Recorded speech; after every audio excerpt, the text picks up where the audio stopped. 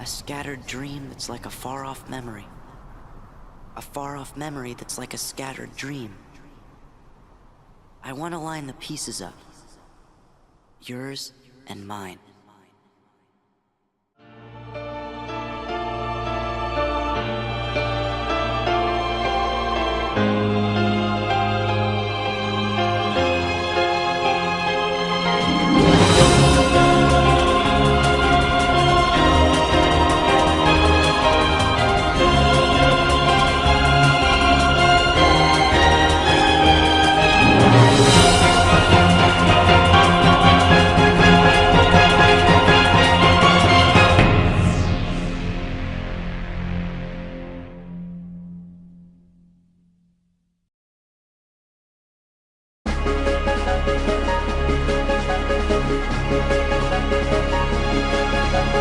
You know, one of the greatest things about Kingdom Hearts are the worlds that you get to explore. It's always been one of my favorite features of the Kingdom Hearts series. Being able to explore the worlds of the films that I grew up with was a magical experience, as well as exploring the worlds made just for the franchise. So today I thought it'd be fun to talk about my 5 personal favorite worlds in Kingdom Hearts. And I won't be alone. My pal TheSkullKid will be pitching in one of his favorite worlds as well. Well, with that out of the way, let's get to it. Here is my top 5 worlds in Kingdom Hearts.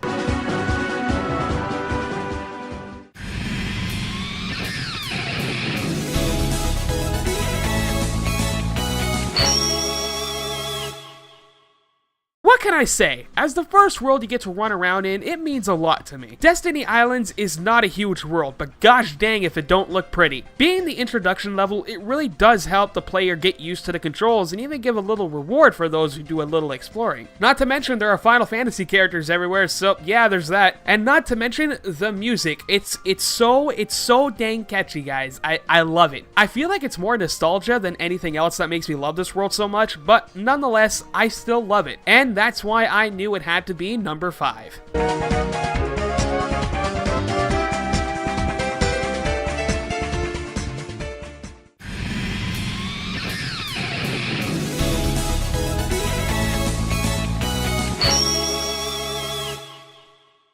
So, real talk. I love Tron, so when I discovered there was a world based on the movie, I was pretty stoked. And let me tell you, it didn't disappoint. Space Paranoids is a level that really does look like it's from Tron. Everything is all computerized and it makes you feel that you really are a program inside the world. It was a nice change of pace from the other worlds in the game, and not to mention, this world has light cycles, and we all know how cool those things are. Honestly, this one is hard to put into words as to why I like it so much. I just love the overall design of the level, and honestly, I love going back to this world every time I pop in Kingdom Hearts 2.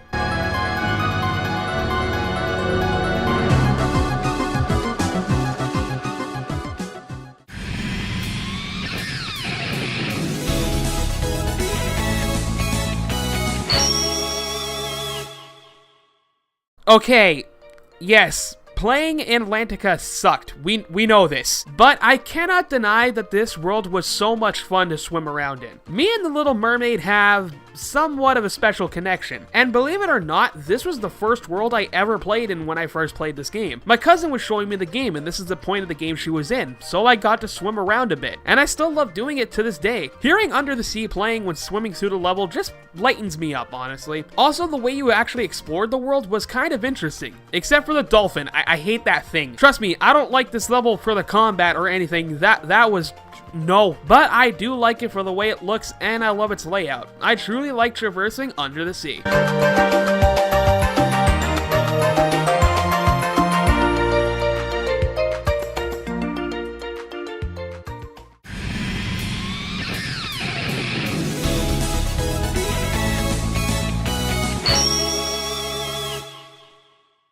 Okay, so this world is just straight up cool in my eyes. In almost every JRPG, or any RPG in general, there's almost a castle level. You know the one, where you have to storm through the enemy's main fortress and fight them at the top or something. Well, Hollow Bastion was this game's castle, and oh boy does it deliver. Not even going over all the boss fights that happen in this world, the level itself just has so many puzzles to solve and different places to explore. Almost all the rooms have something to be found, and there's usually a special way to get to them, either by using a spell or hitting the right switch. I like it when games make you use the abilities and the items that you've gained throughout the game to their fullest, and this level is one of the best examples I can think of. This level is huge, and I'll never forget the first time I ever went through it. Well, we're almost at the number 1 spot, but like I said before, I have a friend here who would like to share his thoughts on one of his favorite worlds in the Kingdom Hearts franchise. So please, give a warm welcome to my good pal, TheSkullKid.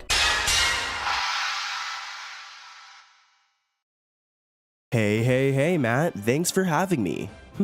Top 5 Kingdom Hearts worlds, huh? Well, seeing as you've already named a bunch of great worlds, I think I'm going to go with good old Olympus Coliseum. Now, I know the Coliseum was pretty bare bones in Kingdom Hearts 1, but I actually spent most of the endgame there, as I would grind for hours within each cup.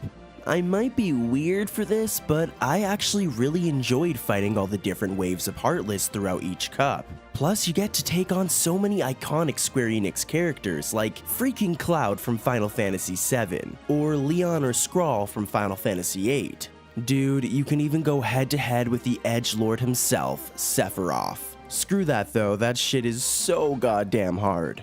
You know, the amount of level ups I've gotten out of Olympus Coliseum in Kingdom Hearts 1 is insane, but it doesn't even stop there, as Kingdom Hearts 2's take on the Coliseum is fantastic. I absolutely loved the Underworld sections and the introduction of the Underworld Coliseum. I mean, you even get to fight alongside Auron from Final Fantasy X. I just love Olympus Coliseum, okay? It's loads of fun for any Kingdom Hearts fan, and it will always have a place in my heart. Anyways though, I could go on for days, so I'm gonna stop now. Back to you, Mini-Matt. Thanks a lot, bud. Anyways, let's move on to number 1.